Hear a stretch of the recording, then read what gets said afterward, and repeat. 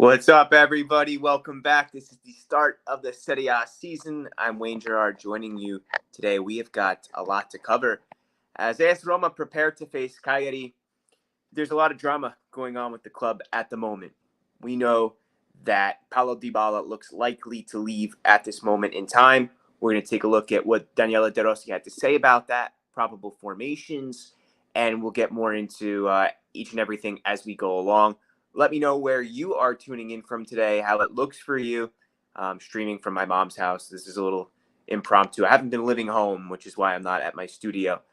But we have to keep going on with this story today that Dybala, what does it look like without him? How will Roma cope without their star player? What does that look like? What formation will they be able to play without him? Does he change the formation at all?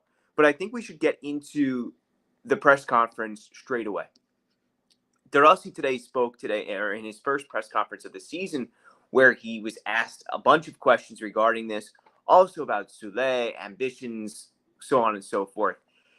How will the Dybala situation be handled, he's asked. He says, there's no unavailable players. He says, Paredes is suspended. Dybala, we heard something. There's been a little bit of talk about it, but he's with us. And look, there's market situations. He's been called up. So far, there's no problems. What are the ambitions for this year? He says, look, just like the other 8 or 9 coaches, I'm looking to get in there. There's a lot of enthusiasm. In the back end of last season, there were a lot of young people who helped us. De Rossi says, second part was fantastic. I would like to be able to say that those who are here today are the same ones who will be here on September. Francesco is here. Hi, Francesco. See, we got some comments coming in. I'll be reading all of those. So how does a coach like De Rossi evaluate the possible loss of Dybala? And I think I'm going to read this one word for word, where he says, as a fan, how can you digest such a departure? The reporter questions him. He says, you can't ask me to be a fan. I'll always be one, but now I can't do it. The message is always the same, to deal delicately with topics that are vital for a fan. If you talk to my mother about the transfer of a player, she says, okay, that's fine. If you talk about it with a fan, think about unforgettable and bad moments or how much he bonded with the player. And I think this is what really has made this so difficult for Roma fans. Is like, for me, just speaking for myself, there is such an emotional bond that Dybala does have with the fans. Think of how Roma almost should have won the Europa League final, the beautiful goals he scored, how much enthusiasm and joy that he spread around the Curva Sud. So De Rossi continues, only one more person here understands what it means to be tied to the people. What I can do is talk about it delicately. As a coach, however, I don't talk and comment on rumors or gossip or chatter. First, because I haven't been involved in these discussions, and secondly, because tomorrow I have an important match. Tomorrow, Paulo will explain what will happen. He's a strong player. I've always said so, and he remains a strong player. I spoke to those who wanted to leave, those who don't play much, or those who wanted reassurance. I have a good relationship with everyone, and I have always said things to their faces. So far, it's working as far as their human relationship is concerned. I told the club, but no one is more important than Roma. Key word here, right? Nobody's more important than Roma. He specifically puts that out. Like, whatever drama there is coming and going, the fact is that the club has to be treated as this respected entity.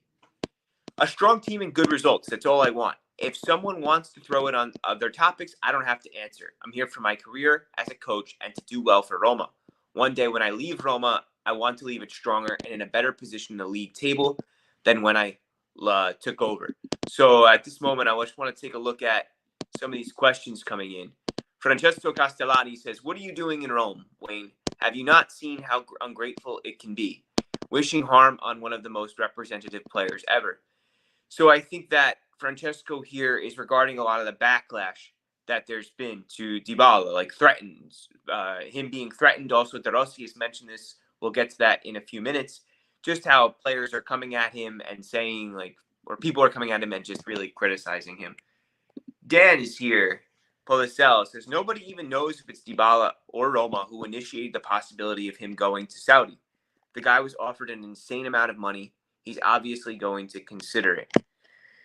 Yeah, this is going to be life-changing money for Paulo. And I think that has to always be considered. Like, somebody's not just going to stick around for the love of Roma, as idealistic as that sounds, and like they want to be treated well, when their salary is going to be tripled or quadrupled. This is what we're facing with. Is a situation where a player who's now 30, 31, continuously breaking down, plays about, 60% of the matches, 60 to 65. I think I did the stat last year. It was like 62 and a half, 63%. So this is what makes it difficult for Roma's side. For Paulo's side, it almost becomes a no-brainer. But I will have to say, and I don't know if you guys are going to agree with me, I think the timing of it has been a real shame. The fact that Dybala chose to do this so late into the Mercato has kind of screwed Roma. Off Dybala for a second, how does Sule fit in? He says the key to the player's danger is what he did last year. Sometimes you just think that in a team that was relegated and maybe they expect a 40-goal player. In 5 or 6 statistics, we like his coaches who become nerds and look at the individual data. In the under-23s, he's one of the most. He has one of the first in dribbles made, assists, key passes, through passes. He says we have to be good at like introducing him, putting him at ease. But all the others have settled in well and are ready. Also, a mention for those who had little space last year. He says they're training well. How do you reconcile the loss of Dybala with having the strongest team? You don't want to talk about these things? Your predecessor started complaining about the lack of a presence of a media personality who always talks about these things. Don't you feel the absence of a personality who can talk about this? So what he is pointing out here, the reporter, back to what Mourinho would say. Like, there's no face of the club. There's nobody who speaks. There's no media person. And the reporter is saying, Drossi, is that a problem? He says, I think that in this moment, not even a manager can talk about these things because they're rumors. Maybe on September 2nd, I'll talk about it to the player or the club. It's not that I don't want to talk because I'm afraid of making a mistake, but now we shouldn't talk. Even a manager who would have a hard time telling you something that hasn't been done, even Paulo or a manager. Whether it will be done or not, we will talk about it on September 2nd. He also says these pre-match conferences are useless. And he says, I'd like to talk less. He says, also remember, a team 24 months ago sold Fabian Ruiz, Koulibaly, Dries Mertens, and Insigne, and then won the Scudetto. I'm not saying that it'll happen to us too, but I'm saying that sometimes teams, even after losing strong players, rebuild themselves and win in an unexpected way. By the way, guys, who's in the chat, I just want to touch base. How is the audio quality today? Because I'm just using typical Apple headphones. I don't know if there's any lag. I've never tried things out on this Wi-Fi at my mom's. And sometimes it's out of my control, but I'm trying just to see how it is. Where can Roma still invest? De Rossi says, yesterday I spoke to the team. I know that this is a particular moment and that someone can be distracted or attracted by someone else. But I asked them only to think about Cagliari. Let's only think about it as if it were October. I also said that if someone was distracted, they could have talked to me about it. If I only talk about the market, okay, thanks, Matt. If I only talk about the market, I'm doing the opposite of what I told them. It should be done in the appropriate places to the managers, to the players. I won't tell the player on August 30th that I'm looking for someone in his role so he can move and settle in. These characteristics I ask for are always the same, and you can make up your own mind. It then speaks about Dovbyk, goes on a little bit about Lefi, and kind of like how these players are getting used to it. He also says that he loves Dovbyk's characteristics, the way he can get into the box. He's not a false nine. He's not somebody who's going to check a lot, but somebody who's going to be there receiving the final ball. Last but not least, I do want to mention this one. This is about the threats and jabs that Rossi has been receiving. He says, even in everyday life, they wouldn't say that what they wrote to me because you don't go around the street wishing cancer or the death of your family because they sold a player or lost a game. And this is about the social media stuff. Now I smile. They bother you for 10 minutes. 100 messages like this are bad. But when you consider that there are more Roma fans, you see the photos when they are small boys, subhumans never seen before, and let it go. Those who say these things behind a keyboard are not worthy of interest. I'm sorry. I hope to be loved. I knew that something could have tilted by coming here. Meaning, like, he knows that this joining Roma as a manager could have changed the way that he's been handled, perceived, and loved by the fans. He says, I've never been loved and protected as I was with Roma fans, but at the same time, there were Roma fans who hurt me, even when I played here. Nothing has changed between me and the Roma fans. Maybe some good results will bring serenity to those who have fun on social media. End quote. So this is definitely something which I've seen throughout years on social media. People make fun of De Rossi for other things he's done, like in his pastimes. But I don't really want to get into specifics, but people are crazy behind the internet. Even like on my small YouTube channel, people will say like crazy things, and they just get away with it. Look on Facebook. Look at like your uncle's Facebook page and his political rants. Right, your crazy Thanksgiving uncle who just says ridiculous stuff, but then people go and they say these things online. Players read it, managers read it. It's not cool. It is like De Rossi said. These are like small people who just hide behind computers, no face, losers. Kind of sound like Donald Trump here. Losers. But yeah, we don't have to worry about them too much. Anyway, let's look at the Serie A schedule. Oh my gosh. Here we are. This is crazy to think that. Genoa Inter today in less than 2 hours. Parma Fiorentina. Parma have been promoted. Fiorentina have officially signed Albert Gudmundsson. I'm expecting good things out of Albert, who's been my favorite player outside of Dybala over the past year. Milan then plays Torino at the San Siro tomorrow, 2:45 New York time. Then it's Empoli Monza. Let's see what Monza can do. Who's their manager now? Italiano. Verona Napoli. Let's see. Also Napoli, constantly criticized by Antonio Conte.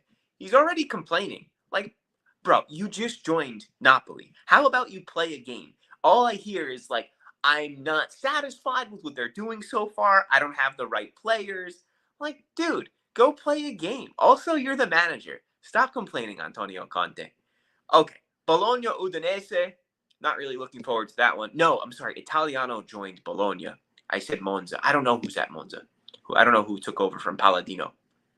Then, of course, Cagliari Roma tomorrow, 2:45, the late game, which coincides with Lazio Venezia. Then on Monday, the round comes to a close with Lecce hosting Atalanta. I'm excited to see that, actually. And then Juventus Como. I don't know what's up with Duran. I know he injured his ankle. I'm not sure if it was really bad or not, or was it his ACL? But Como has a very interesting team. Gabriele Strefezza, a player that I really enjoy to watch, kind of a short, diminutive trequartista.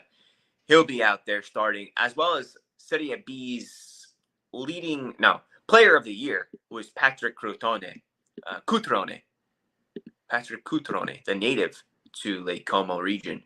What else do we got for you guys? Let's go look at, I'm going to try to pull up Gazzetta dello Sport real quick and see what they have to say for us. Also, keep the comments coming in. If you're new here, please subscribe as well. Let me move my phone here. I'm holding my phone. I don't have the stand or anything today. Matt says, I don't understand why De Rossi is getting hate for the transfer market. It makes no sense. So, like, these are ignorant fans, right? People who don't have any idea about what's going on. I typically don't see it from non-Italian fans. I definitely see it more from those living in Rome and just, I don't know. Maybe it's like there's an age thing. Maybe it's 15 to 18-year-olds. I don't want to think that it's full-grown men who are talking nonsense and ridiculing the manager on social media, but you never know. There's psychos out there. Roma making my brain hurt recently, says Tom DiGiovanni. What's up, Tom? Matt also says, give us a little prediction for tomorrow. I'm thinking Roma wins 69-0. Wow, that's so close to what I was thinking, Matt. 69-0. Well, maybe if Angelino plays and he's still wearing 69, maybe he'll score one or two. Speaking of the setup, I'm very interested to see his the way that he's utilized, because Angelino apparently has been using more of or deployed in a more of an interior as this inverted winger. So I want to see what that's going to look like as far as De Rossi uses him. With, I think Salik is going to be playing a bit more withdrawn as Angelino makes those runs. There's also Samuel Dahl, and we haven't heard too much about him yet, but he joined the club, and a lot of people are really hot on Samuel Dahl. They compare him to Jordi Alba. maybe his playing style. Jordi Alba is a legend for Barcelona, but we'll see, right? There's still no word if De Rossi's going to play the 4-2-3-1 or the 4-3-3. Here, I've got this up for you now. I'm going to make this a little bit bigger. Let me screw around with that. There we go. Nice stuff. Okay. So as I mentioned, this is the rumor for tomorrow. Selic with Angelino on the left. In the middle, Mancini and Indica. Ahead of them, Lefi, starting with Cristante and Pellegrini. Why not Paredes? Because he is suspended, unfortunately. I'm a little concerned about this starting lineup without Paredes. I don't think there is a true number 6, a defensive midfielder who sits in front of the defense and orchestrates the offensive movements and is smart in the collapse with the other center mids. So Paredes, to me, is the real heartbeat of this team. He's the thinker, the brain, whatever you want to call it. All of it runs through him. I don't know if Cristante, I know that Cristante is not that guy. He's good at other things. I'm not sure exactly what those things are, but one of them is running. But two, I'm hard to say like what his real talent is, but he's not a pure defensive mid. We know that. Out on the right, El Shaarawy, perhaps, with Soulé on the left. This is probably wrong. It's definitely going to be Soulé on the right and El Shaarawy on the left until a left winger is brought in. So maybe even Dybala gets the start. If I don't know, we'll see what happens there. But I want to think he's going to be called up, right? And if you're called up, you're eligible to play. But there's probably something going on where he's been told that he's not at his disposal, or he'll talk with De Rossi. But we'll see what happens with that. But as far as now, he's been called up. Let me just move my hand for a second. And yeah, El Shaarawy will get the start with Dovbyk. Lukaku, of course, is gone back to Chelsea. He's probably going to end up at Napoli. There's Tammy Abraham still, but I think there will be some reluctance to use him as he is still on the Mercato. Let's look at the bench here. The zoom in's not working, but that's okay. Oh, yes, it does. Awesome. So Ryan, new keeper. I think he's Australian. Then Marin from the youth setup from the Primavera. Then Kumbula, who's looking to be sold. Chris Smalling doing his thing. Samuel Dahl out left. Sangare, who apparently has impressed, the right back, young right back, who was just signed. Bove will be there. Pesili, these two, I really want to keep an eye on Bove as well as Pesili. I know that Pesili had a good, oh my gosh, what is it called? Preseason. Couldn't think of the word. Zalewski will be there as well. His future looks to be locked down at the club for the time being. Baldanzi, he's definitely going to get some minutes, perhaps even a starting role. I think you could probably see even a 4-3-1-2 in attack. I wouldn't discount that with Baldanzi as the attacking midfielder, with Soulé to the right. Perhaps even as more of a second forward with Dovbyk to the left. As I mentioned, Paredes is disqualified. And these are some of the ballotaggio. This is like they're gambling on like who's going to play more, who's going to be the starter. El Shaarawy is predicted over Zalewski, but it's tight. Soulé 80% over Dybala with 20%, of course, because of the transfer issues. Nobody's unavailable. Nobody's diffidato, meaning on a yellow card where they can be suspended. Shomurodov not called up. He's supposed to be heading to Atlanta, not Atalanta, but Atlanta in Major League Soccer, which would be really weird. Just seeing him there. I can't imagine going to a Red Bull game close to my house and then seeing Shomurodov for that match. Karsdorp unavailable. He's still looking for a team. And Darboe is probably going to be heading out on loan sooner than later. We still have a lot of time. It's only August 17th, guys. So there's still 10, 13, like 14 days, 2 full weeks left of the Mercato. So there we go. I'll take a look at some comments. Matt says, it really does stink that season and transfer market overlap. So stressful. Yeah, I think that it should really be put back. I'm hearing music. Where is that music coming from? This has to be coming in from Gazzetta dello Sport or something. You don't hear music, right? I hope not. Anyway, I think that the season should start later. I think the players should be given that diligent, that respect of like, this is what the season is. Now we're going to start things up. And I've X'd myself out. whatever. I'm just going to go with it. I can't do the green screen because I'm using my phone as the camera right now. I know it might be a little fuzzy, but whatever. But to answer this question, I do think that the season should start as soon as the transfer season is over. Tom says, look forward to reading your master's thesis. I studied history in undergrad. I was considering a similar project for my master's. Awesome. You can definitely ask me a ton of questions about that if you want to become a teacher or a professor or an adjunct. So very cool, especially if you have any questions about doing your master's in history. That's what my master's is in. I went to undergrad for sports management, which was a waste of money, but I wouldn't suggest that at all. Just go for business. But yeah, definitely throw some questions at me, Tom, if you want to talk more about that. Joe says Cristante is at an MLS level. Ooh, MLS level. Tell us how you really feel. I do think that Roma need to move on from Dybala as a starter or as even a guy who's there to rotate with. It just seems like it's run its course. The fans don't really like him. The coach does seem to utilize him, but I think that's more on a need basis. I think that he's on big wages, and as Roma looks to restructure, looks to lower the salaries across the board, that he's somebody who should probably be moved on from. I don't see his quality, to be honest. I think you can go get somebody like Prati from Cagliari, who's about to double his value by the January transfer window, and he would be a much better player to have. And De Rossi coached him previously as well.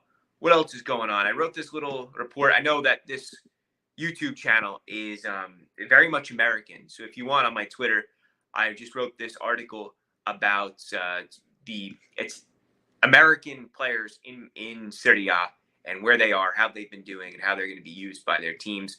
Pulisic, Weah, Tanner Tessman will be there as well. He's in that. So I don't know what's going to end up with him. But we've also got Fofana. He's going to be unveiled as a Milan player soon. That's a big coup for them. Very big sign on a 4-year deal. So apparently there's UFO sightings in Pennsylvania. Or maybe that's Lancaster, England. Either way. I don't know. I don't believe in aliens.